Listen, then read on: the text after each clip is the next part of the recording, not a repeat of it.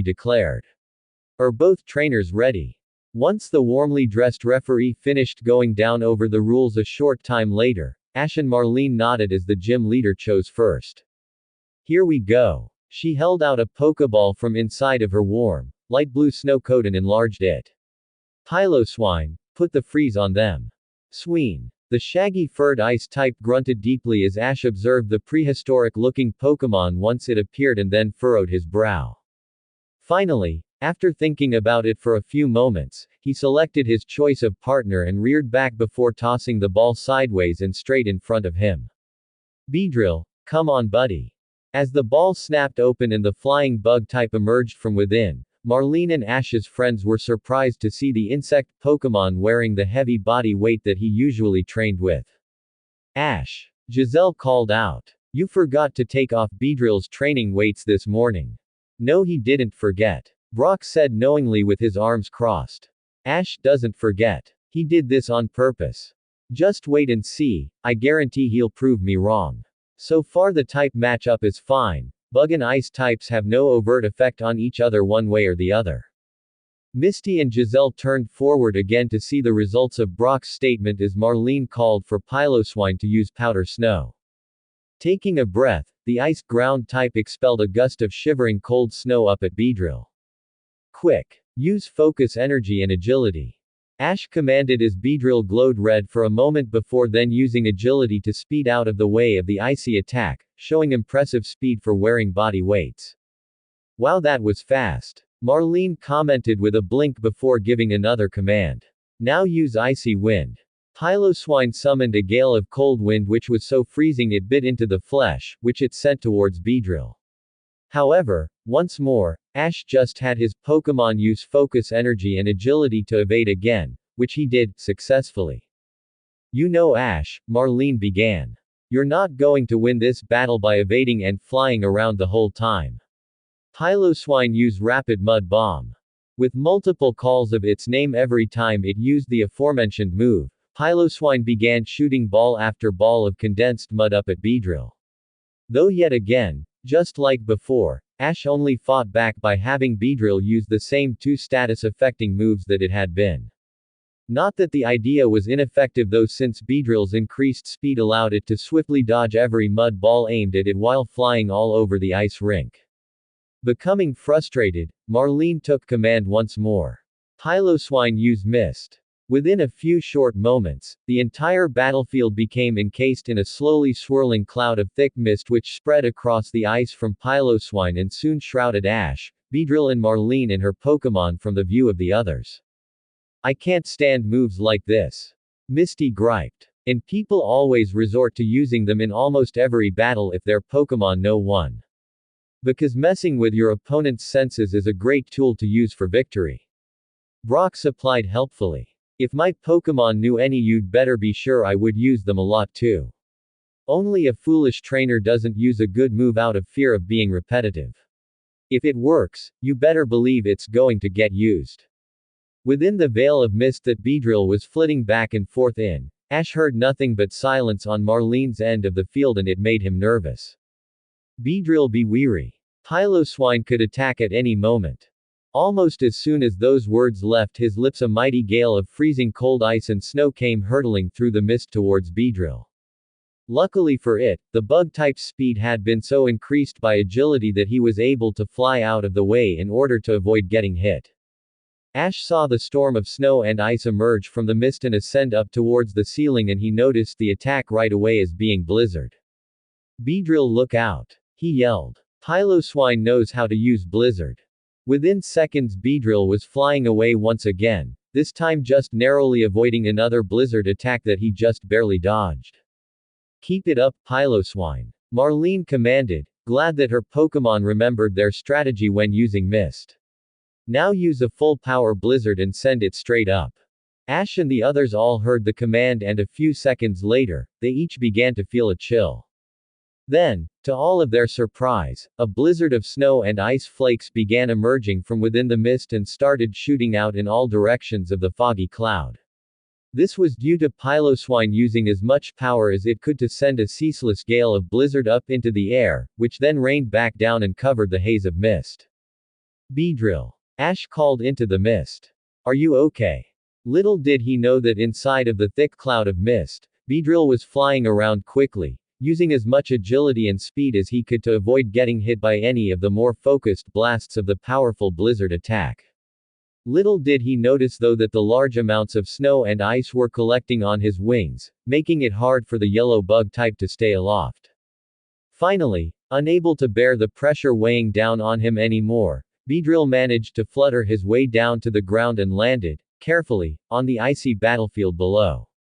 Apparently though, Piloswine had been waiting for something like that to happen, and it also must have been used to battling in thick mist, because the dual-type Pokémon quickly came charging in out of the invisible barriers of fog surrounding Beedrill, its feet staying perfectly rooted to the ice all the while without slipping. Most likely the benefits of being an ice type. With no time for fanfare or rest, Piloswine slammed into Beedrill and sent the lighter Pokémon flying with an angry buzzing noise. This of course was heard by both Ash and Marlene, the latter smirking to herself since she knew her plan was going accordingly. Beedrill wasn't about to get beat around though, and quickly righted itself. After raising high enough into the air that it could still see the silhouette of the once more charging Piloswine, Beedrill went with an attack of its own and used Poison Sting. Piloswine proved that while it was full of brute strength, its agility left something to be desired by the way it was unable to dodge from the poison barbs coming towards it. Grunting in pain, the ice type stood its ground firmly as Beedrill's Poison Sting pelted it with barb after barb of the toxic spikes. Unfortunately, it wasn't nearly enough to do Piloswine in, since the shaggy furred Pokémon grunted its name again and then started running to where Beedrill was hovering in the air. Piloswine use powder snow. Marlene commanded, followed by another order seconds after her Pokémon launched the attack and Beedrill once again used agility on Ash's order to escape. Now use Mud Sport. Swine. It grunted as the part ground type shot several small, ball-sized shapes of mud up at Beedrill from between its tusks. Beedrill was able to easily evade most of the balls of mud by flitting and skirting around each one, but the thick mist that the bug type was not used to made it hard to see where all of them were coming from. This eventually led to a blob of mud hitting Ash's Pokémon in the face, which made Beedrill flutter backwards and begin shaking its head rapidly. Unable to see his Pokémon silhouette anymore since the two of them had ventured farther into the mist again, Ash grit his teeth in frustration. Beedrill, are you okay? Piloswine used Blizzard again, quickly. He heard Marlene command again suddenly, making the situation that much more dire than it already was. Piloswine was able to see Beedrill though, and it took advantage of it by sending another freezing gust of powerful ice and snow mix up at the bug type. This time, due to blindness, Beedrill couldn't get away and suffered the full effect of Blizzard, dead on. The result being that he was knocked from the air and down onto the ice, a very bad place to be indeed. Having heard something hit the ice and assuming that it was Beedrill, Marlene smiled and yelled, now use takedown. Scraping its hair-covered forearm on the ice beneath it, Piloswine grunted and then took off at a charge to where it could see Beedrill struggling to get back up on the ice. Within seconds it was slamming its head and tusks into Beedrill with enough force that it sent its opponent flying out of the mist covering and across the ice field, right up to Ash's side of the ring. Seeing his Pokémon skidding to a halt near where he was standing, Ash cheered him on. Come on Beedrill, you can do this. Fight back, I believe in you. The one good thing about Piloswine barreling into him was that Beedrill's face had been wiped clean of the mud on the other Pokémon's fur. Fluttering back up on strong wings, Beedrill buzzed angrily as Ash grinned. Alright. Beedrill, use focus energy and agility one last time. The glow that his Pokémon's body gave off a few moments later gave Ash all the proof he needed that Beedrill had obeyed him. Now, his voice became serious. Beedrill, take that weight off. Bringing its drill-like hands up to the clasps that kept the body weight attached to its chest, Beedrill simply jabbed them forward and undid the weight, causing it to slip from its body and drop to the ice below. Then, like it was a blur of yellow with black stripes, Beedrill quite literally vanished back into the veil of mist at speed which had Brock, Misty and Giselle all exclaiming together, so fast. Seeing his Pokémon disappear into the mist, Ash yelled loud enough for him to hear. Beedrill used toxic spikes. From inside of the mist, Beedrill's stinger glowed purple before he pointed it downward and began firing multiple spikes of poison dripping landmines all over the ice below. Marlene couldn't see what was happening, but Piloswine could, and it still didn't change the fact that it was unable to do anything about it. Within seconds, Piloswine became enclosed all around, all across the ice, in poison spikes, making it all but impossible to move. Now use Poison Sting and String Shot. Ash commanded, which resulted in Beedrill beginning to flutter around the ice rink while firing multiple dozens of poisonous barbs down at the ring, along with thick, sticky strands of web-like goo from its mouth. A holdover from its Kakuna days. Piloswine's day had officially just become far worse as it could only move a little bit, here and there, to avoid Poison Sting without running onto any of the toxic spikes. And on top of that, the sticky white ropes of string-like goop raining all down over the field wasn't helping matters any. Piloswine, are you okay? Marlene yelled into the mist. Can you hear me? Beedrill, now use Rage and combine it with one of your new moves, Venoshock. Ash yelled over the female trainer. Even though they couldn't see through the mist, Beedrill not only began to glow red from using Rage, but due to the damage it had sustained from Piloswine's attacks, that same red glow increased in power due his ability, Swarm, taking effect. An ability in which gave the bug-type Pokémon an insurge in power when it was either heavily damaged or tired from battle. Beginning to fly around in a fast, rapid circle, Beedrill started firing massive sprays of poison from his stinger down towards the ice. To its great misfortune, Piloswine had not only been boxed in by toxic spikes, but the strands of string shot now strewn about the ice had also formed a trap. A trap which it was now caught in after stepping back onto one of the strands and getting stuck. Even though it struggled, the ice type could not free itself, and that not only resulted in it taking a direct attack from one of the sprays of Venoshock, but that one hit also sent Piloswine falling back and right into a patch of toxic spikes. Marlene could hear Piloswine cry out in pain, but luck was not on her side since the mist had finally begun to slowly lift, just enough for Beedrill to see his opponent much more plainly. Noticing the lessening of the mist, Ash called out once more. Beedrill, I want you to end this battle with your last new move. Use Fell Stinger. Pointing its stinger downward with a combination of rage and swarm driving him on, Beedrill caught sight of the trapped Piloswine and then dropped down at the ice type, but first. Marlene's Pokémon was barely in the first stages of trying to get itself righted after enduring two damaging attacks, one from Venoshock and the other from falling back onto the toxic spikes. This made it impossible to dodge the attack Beedrill was bringing its way as Piloswine looked up with no time to spare. The needle on the end of its bottom half glinting, Beedrill dropped onto his enemy and drove his stinger into Piloswine. The power of the attack being great enough to drop the ice-type Fiat to the ground with a grunt of pain as the mist continued to slowly fade. A few seconds later Beedrill ascended into the air, above the fading mist, and fluttered back over to Ash's side of the field.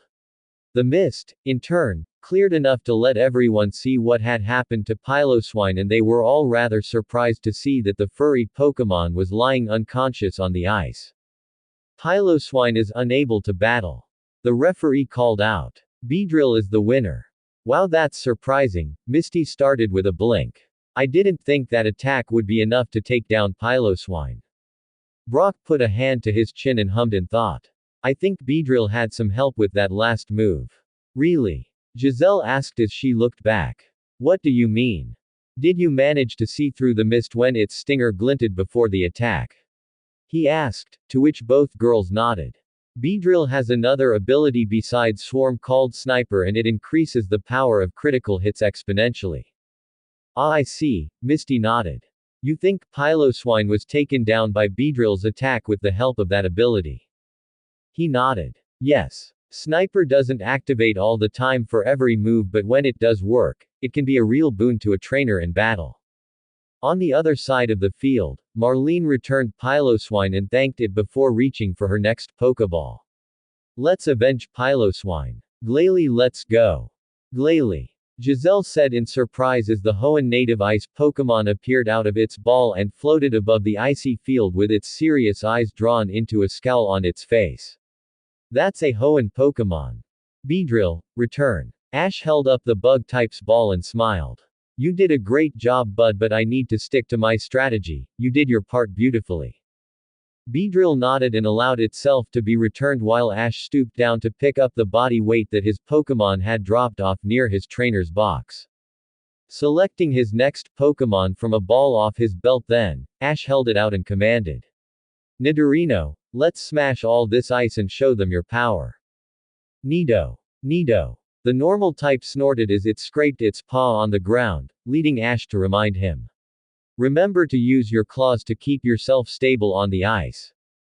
Trainers ready. The referee announced, getting 2 nods as he lowered his hands. Match resume. Glalie. Marlene began quickly. Use Hail, now. Gala. The ice type called up to the ceiling as its body began to glow blue and small pellets of ice started to fall from a dark mass of storm clouds that magically appeared up near the ceiling. Nidorino, stay calm. Ash instructed calmly. You'll be fine. Nidorino nodded, and he did indeed remain well protected from the hail. And the protection came naturally from the pink-colored Pokemon's hardened, rough skin. Skin which had only become tougher from all the body hardening and physical enhancement training he did regularly. Seeing Nidorino not being affected by the falling hail like she expected, Marlene raised her eyebrows in admiration and then smirked. So that won't do anything, huh? Surprising, but nothing we can't handle. The blonde ice skating gym leader then raised her hand. Glalie, use double team. It was fortunate that all of the mist had lifted since, as the multiple copies of Glalie appeared all around the hailing ice rink and encircled Nidorino. Needing to put up with mist on top of it would have made the battle that much harder. Crouching low and leveling its eyes back and forth across all of the copies of Glalie now surrounding it, Nidorino growled warningly and prepared itself for a fast reaction at the first sign of movement from Glalie. That very action came seconds later as Marlene ordered her Pokémon to attack. Glalie use Frost Breath. All of the mouths of the Glalie surrounding Nidorino opened wide and set loose a bright white, icy cold blast of air, far stronger than a simple icy wind, straight at Ash's Pokémon. Eyes flicking rapidly in all directions, Nidorino took impressive evasive action and began jumping from side to side, back and forth and even slid across the ice with legs spread wide for support and balance on the slippery surface, in order to avoid the multiple blasts of chilling breath expulsions. Nidorino get rid of those copies by using Rapid Poison Sting. Ash yelled. In the midst of its dodging and evasive maneuvers, Nidorino multitasked and fired several fast rounds of Poison Sting up into the air at the Glalie copies. This tactic worked at first as several of the copies all vanished upon getting hit, but Marlene simply ordered Glalie to use Double Team again, which only refreshed the number of clones it had made of itself. Once more, Nidorino had to make fast on his feet by dodging and jumping away from the multiple attacks coming his way from Glalie. For Ash's Pokémon, avoiding the blasts of icy cold air was made harder than it normally would have been due to Nidorino needing to watch his footing every time he landed so that he didn't slip. And all the while, he kept using Poison Sting to lessen the number of Glalie he had to contend with, even though the real one just kept refreshing them. The game of Persian and Raticate didn't last long though, because once Marlene became frustrated at Nidorino's evasiveness, she ordered her Pokémon to do something different to stop the agile poison type. Glalie use Freeze Dry. Opening their mouths once more, the many Glalie released a bright, multicolored aura beam of freezing energy at Nidorino. Once again, Ash's Pokémon was put on the offensive, but unfortunately, due to the several small pellets of ice that had fallen onto the field from the move hail, it made moving that much harder. Finally making a mistake, Nidorino stepped on a hailstone and went skidding backwards. This gave the real Glalie and its copies all it needed to take the upper hand, or whatever part of its ball-shaped anatomy was fitting for the idiom. With his legs still shaking trying to stand back up on the ice, Nidorino saw the incoming waves of stark white, bone-chilling energy coming at him, but he was unable to avoid them without getting his balance right. Closing his eyes and recoiling back, Ash's long-eared Pokémon was blanketed out of sight by the several blasts of ice and snow taking the form of Freeze Dry. Ash squinted his eyes and stepped forward as he tried to see Nidorino through the snow wave that had overtaken it, but all his efforts were in vain. In fact, it wasn't until the attacks finally passed that he saw, to his great misfortune, the pink-skinned Pokémon was now frozen in a solid block of ice. Ah! Nidorino got frozen in ice. Giselle pointed and announced in shock. This is bad, really bad. Brock commented as he uncrossed his arms and became grim. Pokémon who get frozen are unable to get themselves out of it or fight against it like other status-affecting conditions. Marlene smirked and pointed. Good Glalie. Now use Headbutt. All the copies of it disappearing in the process, the horned ice type took off flying at its frozen opponent and then, with its head lowered and the spikes atop it glinting in the bright light from the ceiling above, Glalie smashed right into and through the ice block. The force of the head smash was so powerful it not only broke the ice into pieces, but Glalie also rammed itself into Nidorino, lifting the poison type off of its feet and soaring across the ice rink like a hockey puck. As it hit the ground and slid across the slick ice, Nidorino's body was visibly trembling from the cold of being trapped in the ice block, but before he could even attempt to get back up, Marlene was already commanding her Pokémon again. Now Glalie use Frost Breath.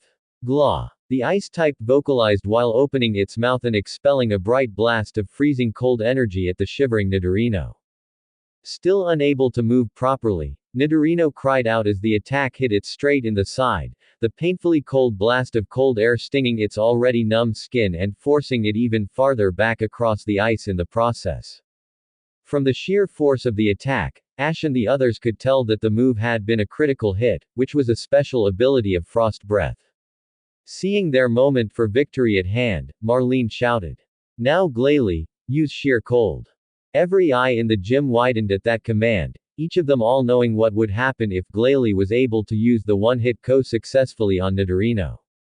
Immediately, Ash's mind began to work fast while Glalie began glowing bright, light blue, and the ice type looked up towards the ceiling with its eyes closed. I need to end this now. Sheer cold is dangerous, but at least it takes a little while to charge up and get as cold as the attack needs to be. His eyes then narrowed as he looked over at his shivering, struggling Pokémon laying on the ice. It's now or never. I need to get Nidorino warm and then use that move. The one we've worked so hard on the last 3 weeks. Nidorino. He yelled urgently. Get up now and use focus energy as strong as you can while using double kick repeatedly, hurry. The normal type squinted its eyes through the pain and looked over at his trainer.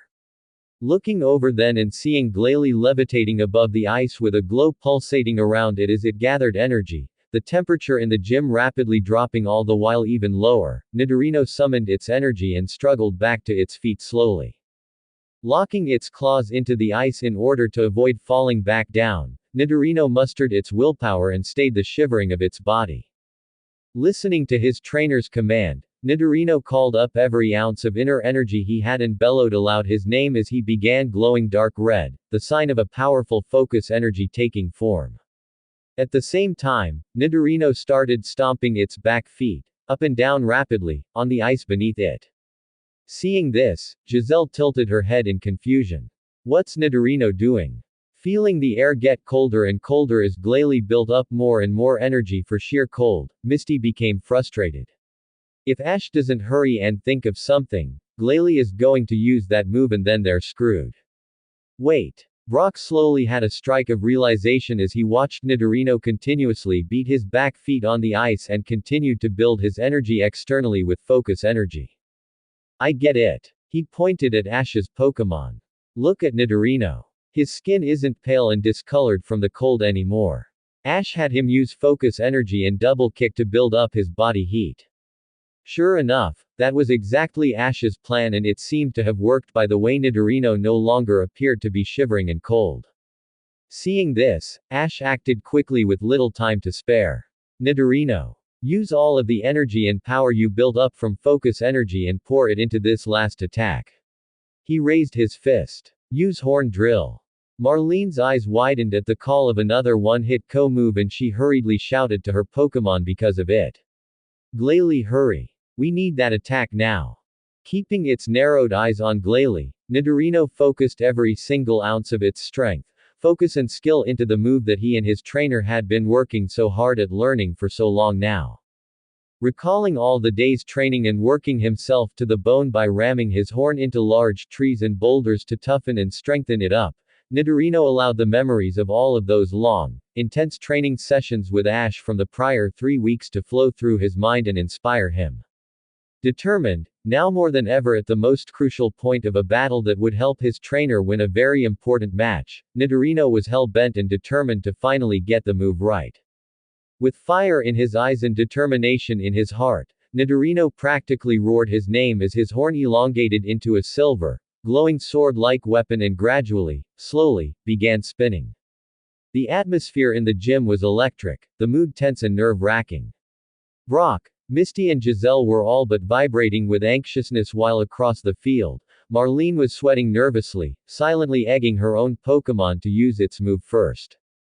On his side of the field, Ash as well was sweating but his emotions were more controlled, even as he felt the tightening in his stomach from the sheer tension of the situation. Even Pikachu was watching the two battling Pokémon prepare their respective finishing moves with his eyes narrowed and his tiny paws clenched into fists. Inside, he too was silently urging Nidorino on, praying to Arceus above that the Lady of Chance would be on their side this time around. Feeling a strike of inspiration hit him even as the air grew so cold his eyelashes began to freeze over and his skin grew taut from the intense chill in the air, Ash called out. Nidorino, use focus energy again but try and center it towards your horn. Hearing his trainer even as he focused greatly on performing the advanced move he had strived to learn, Nidorino obeyed nonetheless and began using focus energy again, but this time, he directed it towards his horn. Not only did his horn continue to glow and grow, but as the red energy of the status increasing move began taking effect, Nidorino's horn also started glowing between a mix of both silver and red. If that was not enough, it also began spinning and rotating faster and faster until the speed of the rotations became an audible whirring sound. Seeing the time was right, Ash yelled. Nidorino. Now. Let it fly. Jumping into the air, Nidorino's whole body began spinning rapidly from the speed of his rotating horn, and as he spun in the air like a powerful fan blade, Marlene cried out in a panic. Glalie. Do it. Sheer cold. Glah. The ice type chanted loudly as the bright glow around its body grew so bright that it wasn't even visible anymore. At the same time, a massive wall of sub-zero ice and snow formed like a tsunami behind Glalie and prepared to surge forward across the ice. At that very moment, Nidorino's furiously spinning body, which spun so fast it was almost vibrating, disappeared in a blur of movement that was so fast, it was impossible to see. Save for the glint of light that sparkled from where he had just been. Dually, Glalie sent the monstrous wall of icy death crashing forward like a collapsing wave. And in those moments, both moves happened so quickly and at such identically similar times, no one could tell which one hit first. The amount of snow and ice that sheer cold created was so vast in fact that the quantity of it temporarily shot out in all directions and blinded the humans watching, so the results of the two extremely powerful moves could not be seen. Ash and his friends, Pikachu, the referee and even Marlene had to cover their eyes to keep ice from striking them, while the sound of falling, tumbling snow and hardening ice filled their ears. When the chaos had finally passed a short, but seemingly long time later, everyone slowly opened their eyes and removed their arms from their faces. As they did and took in the sight of the battlefield before them, Ash and his friends were astonished. The whole ice rink was now covered in a thick sheet of dark blue ice from the ice rink itself, to the walls surrounding the rink. The ice was so thick and perfect it even shone with a bright sheen. Piles of snow, though not nearly as numerous as the ice, also covered the field and made it look like some kind of mountaintop after a hard, long and freezing snow. Though what really shocked everyone was the sight in the center of the ring. Nidorino, though panting with snow and patches of ice frozen to his skin, stood proudly atop a large block of ice. His horn had returned to normal, and aside from exhaustion, he didn't appear to be in any imminent danger. Across the field though, embedded in a thick wall of ice, Glalie was not so lucky. Marlene's Pokémon was sticking to the ice like a magnet on a fridge, and its eyes were sealed solidly shut. But the most noticeable feature it now sported was the massive black mark in the center of its body, which looked as though a powerful drill bit had bored into its icy skin. Seeing the outcome of the last two attacks, the referee raised his hand and announced, Glalie is unable to battle. Nidorino is the winner. On his side of the field, Ash's friends finally let out the breaths they had been holding as Misty sighed deeply. Wow, thank Arceus. Misty slowed her rapidly beating heart and nodded. Yeah, Nidorino must have just managed to hit Glalie before sheer cold could take full effect. Brock smiled. I'm glad all that training Ash and Nidorino did to perfect Horn Drill finally paid off. They worked hard on it. Giselle rubbed her hands together. I'm just glad the temperature finally started rising again. I was starting to turn into a Vanillish. Yes. Pika. Ash and Pikachu both cheered as they jumped into the air, and then Ash ran out onto the battlefield, carefully because of the ice, to congratulate his Pokémon. Which he did by throwing his arms around Nidorino's neck and hugging him on his knees. I knew you could do it, Nidorino. I knew it. Pika Pika. Pikachu cheered as well while patting his teammate on the shoulder, to which Nidorino smiled happily and called back. Nido. Nido. After returning her defeated Pokémon with a sad smile, Marlene looked down at Glalie's ball and thanked her partner for its hard work before calling over to Ash. This match isn't over yet, Ash. We still have one round to go and I'm not losing.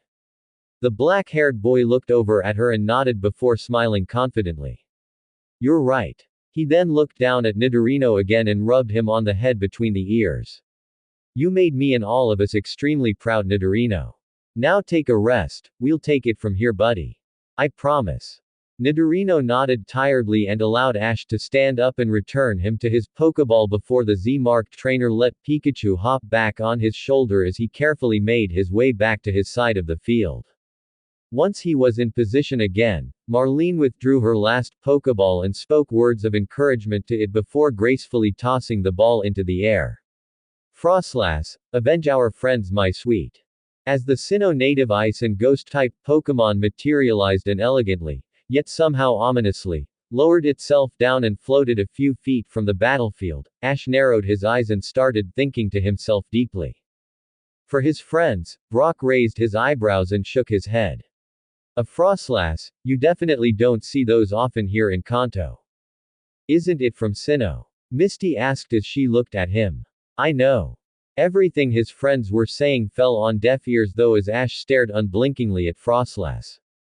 In his head, however, he was thinking of something Professor Oak had once told him during his 5 years learning under the brilliant Pokemon expert.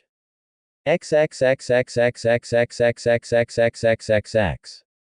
Flashback. And so, that is why you always have to be wary of ghost-type Pokemon and any Pokemon that can use ghost-type moves, my boy. Professor Oak finished explaining as he gestured at the large monitor behind him that the silver-haired professor had been using to show images to Ash for his lesson. As the image of a Dusclops using Will-O-Wisp against a Gengar finished sliding across the screen and it went black, an 8-year-old Ash Ketchum sat back in his chair behind the work desk he routinely studied at, in the lab room that Professor Oak taught him in almost every day. So, he began with a thoughtful head scratch. Ghost types are really tricky then basically. Professor Oak chuckled and crossed his arms behind his back. You could definitely say that, indeed, Ash. But ghost-type Pokemon themselves are not all you have to worry about, you must also be concerned with the moves they use. He held a finger up. Ghost types and Pokemon who can use their moves are capable of performing many different feats. They can cause serious damage to your Pokemon, from the outside, as well as the inside. They can cause confusion, they can affect your Pokemon's status, they can evade and resist many different attacks through their movements, and they can even take your Pokemon down without throwing a single physical blow. Ash's eyes widened. Really, Professor? How many different attacks are capable of it? Oak explained. But one of the most dangerous is a move known as Destiny Bond, which is an attack a ghost type will use to bond their energy to your Pokemon's own, and then, if they get knocked out for any reason, so will yours. The young boy looked stunned. Wow, how do you stop it? The professor shook his head. You cannot. There is no way to evade Destiny Bond, and you cannot return your Pokemon to their Pokeball after it has been afflicted either. It truly is a most bothersome and frustrating move that almost all ghost-type Pokemon can learn. And at varying levels as well. Walking up to his student's desk, Professor Oak looked down at Ash and advised wisely. I give you this piece of advice for battling a Pokemon with such a move. Do not attempt to evade the attack, but instead, try fighting fire with fire, in a sense, and if possible. And also remember, almost all trainers of a ghost type will use this move if they find themselves desperate and on the losing end of a battle, especially one that decides the whole match. Ash blinked at the professor, not necessarily knowing what he meant by fighting fire with fire, but nodding and smiling nonetheless. I'll do my best, Professor. Oak chuckled and ruffled his pupil's hair. I know you will, my boy, I know you will. XXXXXXXXXXXXX. End flashback. XXXXXXXXXXXX. Remembering the words of his teacher, Ash nodded to himself and reached for the Pokeball containing the Pokemon he knew he would need for the last battle of the match. Okay, don't let me down, girl, I need you. He whispered before tossing the ball into the air.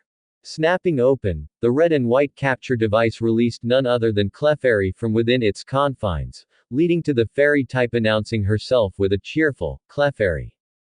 Marlene eyed Clefairy for a moment before shaking her head at Ash's surprising choice of Pokemon and then widening her stance as the referee looked back and forth between her and Ash and then nodded. Battlers ready. Begin. Within seconds, Ash's concerns were proven dead on as the blonde-haired gym leader shouted, knowing that she and her last Pokémon were up against the wall and if she didn't act fast, they would lose. She had seen how talented and off-the-wall strategically Ash and his Pokémon were, enough to have taken her by surprise all match long. Frostlass used Destiny Bond. Ash's friends all gasped in shock as Marlene gave the command, but before the Ice Ghost type could use the move, Ash jumped into immediate counter mode before he had time to even blink. Clefairy used Copycat. At the very time Frostlass glowed an ominous purple and started to send a dark wave of energy across the ice-covered field, Clefairy as well glowed brightly white, at first, before she too took on the same aura as Frostlass. Before Destiny Bond could get even halfway across the field, Clefairy's copycat technique sent out the exact same attack from her side of the ice rink. As both black clouds of energy making up Destiny Bond met in the center of the field, an amazing spectacle took place as it almost appeared as though they were battling for dominance. For several long moments both energy waves of Destiny Bond battled and fought back and forth against one another until, finally, they actually merged together into one big cloud that gradually expanded and grew until, like an invisible pin had punctured the balloon, it disappeared entirely. How? Marlene demanded as she leaned forward and her eyes trembled within their sockets. That's not possible. Think again. Ash spoke up with a smile. Ghost-type moves are extremely effective against one another. Destiny Bond is made up of plasmic energy like any ghost-type move, so when it meets something that has an identical signature of energy, it becomes cancelled out. He pointed at her. My teacher once told me that trainers who use ghost Pokémon will almost always resort to using Destiny Bond as a last-ditch effort in a desperate battle. He also told me to fight fire with fire if I was ever put in such a situation, and while I didn't understand it then, I do now. I figured you would use Destiny Bond as soon as you called out Frostlass, and that's why I picked Clefairy. Marlene was at a loss for words at how far-thinking and strategic Ash was, and even Brock and the other two girls looked surprised. That was brilliant. Misty spoke in a tone that showed her admiration. He actually beat Destiny Bond. Brock and Giselle nodded in agreement while Marlene, to her credit, shook herself off and allowed her facial expression to become determined and set. You may have defeated Destiny Bond, but this battle has only just begun and we won't lose. She then waved her hand out in front of her as the hail continued to fall from the ceiling and, unlike Nidorino, Clefairy obviously wasn't happy since she looked up with a squinted eye and tried to cover her face with an arm. Frostlass used Multi-Shadow Ball. Marlene's last Pokémon was obviously her most well-trained, since the eerily-looking ice type was able to form several balls of shadowy darkness in its wispy appendages and fire them off at Clefairy, each one forming and launching within mere seconds of one another. Ash and Clefairy were ready for it though, as the former commanded the latter to use Magical Leaf in order to combat the barrage of incoming shadow balls. Hands out in front of her, Clefairy's face took on the expression of a normally cute and sweet Pokémon truly enjoying herself in the throes of battle by the smile she allowed to form. At the same time, her hands began glowing before dozens of multicolored leaves shot forth from them and soared into the air to meet the balls of ghostly energy. The two opposing forces met in the midst of the ice below and the hail above and caused several small explosions to rock the airspace as they cancelled one another out. Luckily for Clefairy and unluckily for Frostlass, or so it would seem, the quantity of Magical Leaf was greater than that of Shadow Ball, and because of that, several more went flying towards the dual-type Pokémon. However, both Marlene and Frostlass smirked as, in what looked like a blur of movement, the Sinnoh Pokémon disappeared and reappeared across the ice rink, missing the glowing leaves that were coming for her by an exceedingly vast margin. Did you see that? Giselle gaped in astonishment. That was fast. That's because of Frostlass' ability. Marlene informed with her hands on her hips. It's called Snow Cloak, and when it's hailing, Frostlass' evasiveness and speed doubles. Taking advantage of that speed and evasiveness, Frostlass appeared and reappeared all across the field before appearing in nearly the exact center of the ring just as Marlene commanded. Now use Will-O-Wisp. A circular ring of dark blue balls of fire appeared around the ice type before being sent towards Clefairy.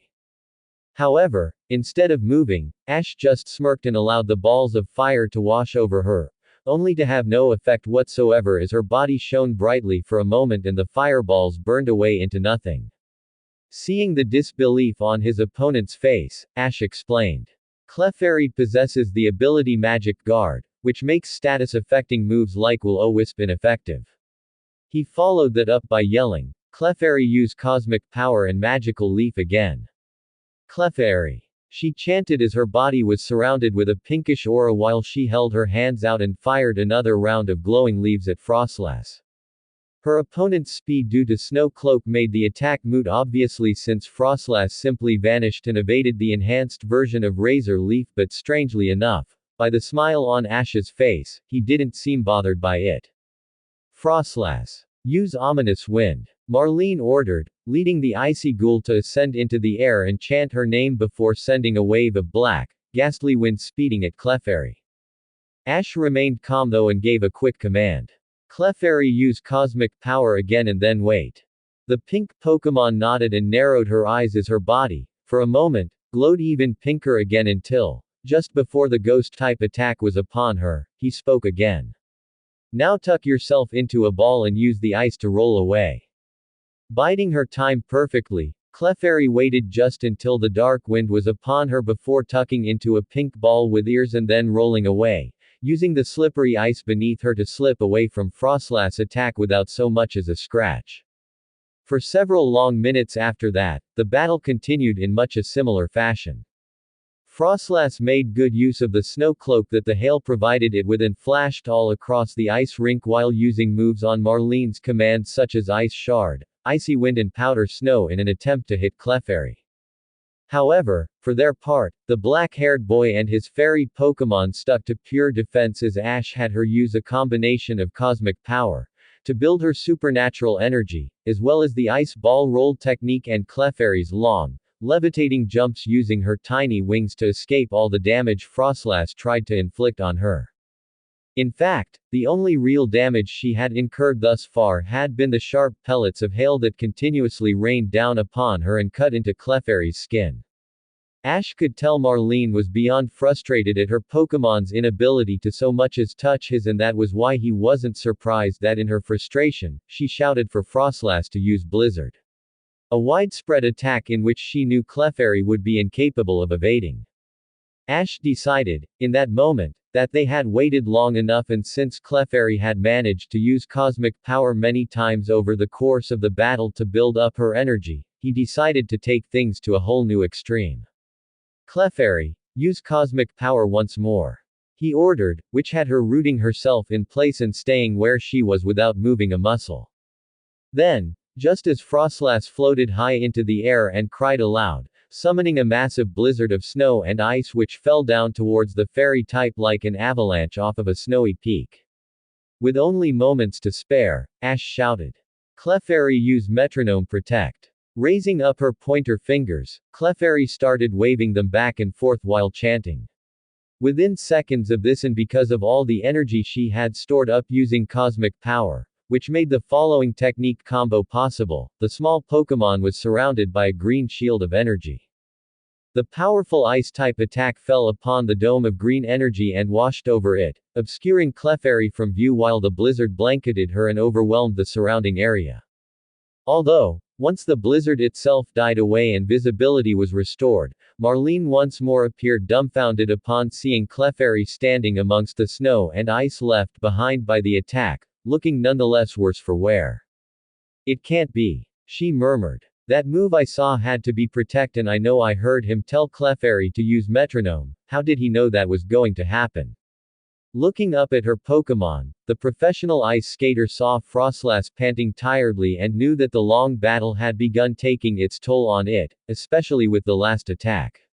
And since all Frostlass had been doing lately was attacking while Clefairy evaded and used cosmic power, Marlene knew exhaustion was beginning to settle in. Even still, she refused to give up. Not after her Pokémon had all fought so hard throughout the whole match. Frostlass, hang in there. She encouraged her tired Pokémon. We can still win this. Ash noticed at that moment that the feeling of hail pelting his currently bare arms was lessening, which led him to look up and see that hail was finally starting to pass. Realizing this meant that Frostlass had just lost her special ability, Ash knew the time was ripe for picking. As Marlene ordered her tired Pokémon to use Hail again to at least get back Snow Cloak, Ash wasn't giving them the chance to get that far. Clefairy. Use Metronome Fire Blast. Clee. Her fingers went to the left. Fi. To the right. Rai. Back the other way again. The chanting was faster this time, and the more she chanted, a yellow, almost orange aura began to surround her, followed by a flame settling itself in her eyes. Then, just before Frostlass could summon more hail, Clefairy held her hands out and finished on Clefairy. As a massive, human body-shaped blast of fire erupted from in between her palms and tore across the airspace of the ice rink. Frostlass was caught completely by surprise at the entirely unexpected fire-type attack, and even though Marlene saw it and, through a string of curses, frantically ordered her Pokémon to abandon Hail and get out of the way, it was too late. Frostlass could only hover in place and watch fearfully as the heat of Fire Blast closed in around her, and the bright light it gave off shrouded her within its orange glow. Then, with devastating force and pinpoint accuracy, Fire Blast struck Frostlass head-on in a dead critical spot. The gym seemed to become illuminated by the light of the erupting, spreading flames, and for just the briefest of moments, the perpetually cold atmosphere of the gym actually turned warm. No one could look away from the breathtaking light show of orange and yellow that contrasted so well with the white glow of snow and ice all around it, not even when the humanoid shape of Fire Blast traveled to the ice rink below and finished its journey by smashing into the ice and snow itself, causing a loud hissing and sizzling sound to fill the air. As the moment of excitement came to an end, everyone returned their focus to the battle at hand and looked to where Frostlass had been hovering, only to no longer see it there. Instead, upon locating the area where Fire Blast struck the field, they all found Marlene's last Pokémon laying in a partially melted crater of ice and snow with burn marks on its body. Quite naturally, the ice ghost type was out, cold, its eyes swirly and unseeing as proof of the undeniable. The referee saw all he needed to see and raised his hand immediately. Frostlass is unable to battle. Since all of the gym leaders' Pokémon are out of the fight, I hereby declare Ash and Clefairy to be the winners of this match. As his friends all cheered and erupted into applause for them, Ash held his arms out. Clefairy. You did it. Clefairy. She chanted back before taking 2 large hops across the ice rink and then landing in Ash's arms as he hugged her tightly. You won as the match girl. You did it. You were so amazing. Pikachu Pie Pie. Pikachu congratulated while smiling at Clefairy as he and Ash both washed the